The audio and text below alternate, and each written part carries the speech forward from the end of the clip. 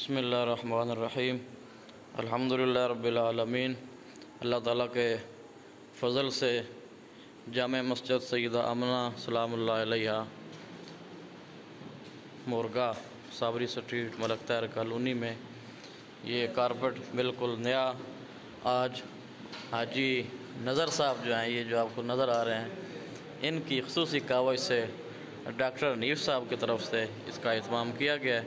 अल्लाह तबारक व तआला उनको भी, हाजी साहब को भी और दीगर जितने भी हमारे इदारे के मस्जिद के मुआवनीन हैं, अल्लाह तबारक व तआला सबको अजर अज़ीम अता फ़रमाए। बिलख़ुसूस मलक तैर साहब जिन्होंने इस मस्जिद के लिए जगह भी दी और सारा काम भी उन्हीं के ज़ेर निगरानी हो रहा है। अल्लाह तबारक व तआला अपने फ़ज़ल व करम से तमाम मुआवनीन को अजर अज़ीम अता फ़रमाए।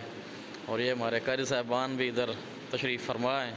अल्लाह ताला इनको भी दीन की मज़ीद बढ़ चढ़ कर ख़िदमत करने की तौफ़ीक़ अता फ़रमाए, आमीन। अभी रात के आप देख रहे हैं कि 12:16 हो चुके हैं और ये बच्चे भी और ये नौजवान भी और ये बुज़ुर्ग भी, ये सारे इधर ख़िदमत के लिए, मस्जिद की ख़िदमत के लिए मसरूफ़ अमल है।